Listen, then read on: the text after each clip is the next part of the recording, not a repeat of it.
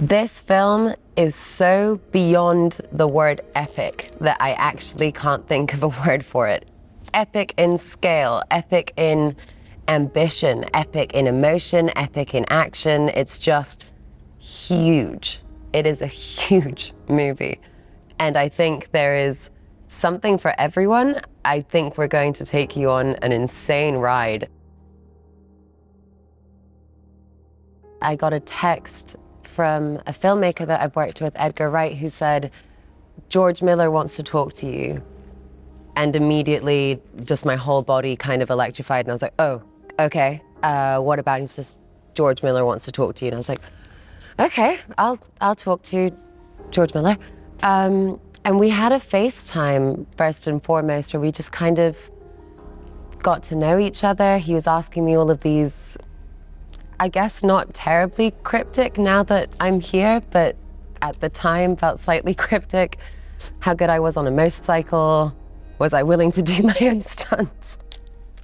And then just sort of said, listen, we're doing the prequel to Fury Road. We're telling the story of Furiosa, and would you mind auditioning for it? And I want you to do a speech from the movie Network, and that speech is, I guess you would call it mad as hell. I was thrilled because first and foremost, I am a huge fan of this franchise. And so just the idea of being able to jump in and be a part of this world was massive for me.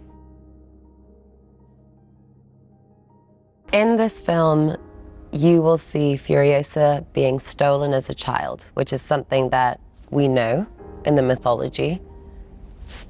However, you see everything that has caused her to become the person that you all now know. And that journey is wild and epic.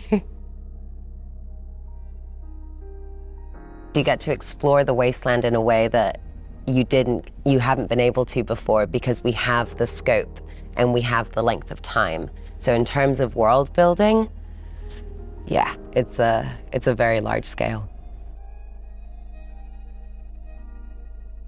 I was really excited by the physical nature of this job. I wanted to do as much as I was allowed to do, and George was really supportive of that. So I started training a year before we started filming the movie.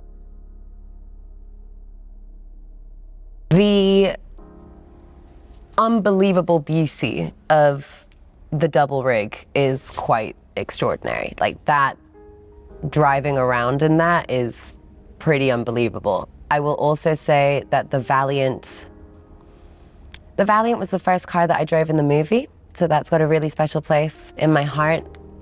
I do like the Cranky Black though. The Cranky Black, this is where I get a bit motorhead about it. The gears don't necessarily always just land, so you have to be really on it, but it's a great car, and there are teeth inside of that car, which I really like.